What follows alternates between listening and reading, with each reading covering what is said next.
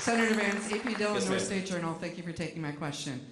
You had talked earlier about energy independence. Could you expand on that just a little bit more? Are we talking opening up gas leases, or what does that have an impact for North Carolina, and how will that impact basically the eastern coast?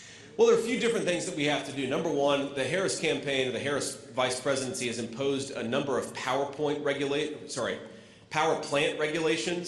that are absolutely nonsensical and raise the cost of energy for North Carolina consumers. The second thing is we've got a lot of natural gas capacity all across our country. We don't have the pipelines to get this stuff where it needs to go.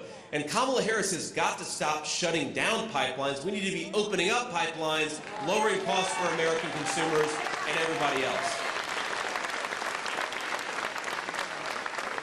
I want to make one more point just very specifically, because people very often don't realize the connection between energy and food prices. And it's connected in a whole host of ways. But you know one other way it's connected is, you know what the main fertilizer that we're using in our farms is derived from natural gas. So if you jack up the cost of natural gas, you're going to make farming more expensive, you're going to make food more expensive.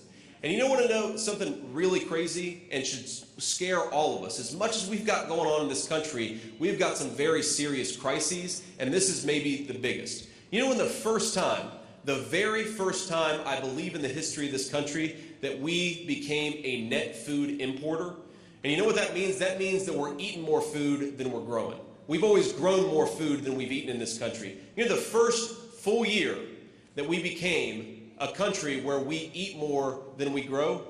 2023, under the policies of Kamala Harris. So it's bad for our farmers, it's bad for anybody who goes to the grocery store, but this is a massive national security issue. The dumbest decision, I'm 40 years old, the dumbest decision made by American leadership in my lifetime was they decided that we didn't need to make our own stuff anymore. So a lot of things, from the ibuprofen to the antibiotics, to the manufactured goods, a lot of this stuff is made in China or somewhere else. It's a disgrace, and we've got to stop it.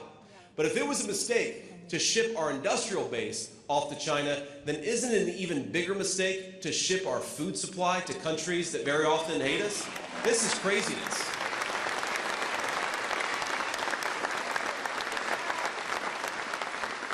So our plan is very simply manufacture more in the United States of America, grow more food in the United States of America, self-reliance, American jobs for American workers. That is the path to prosperity and also to national security.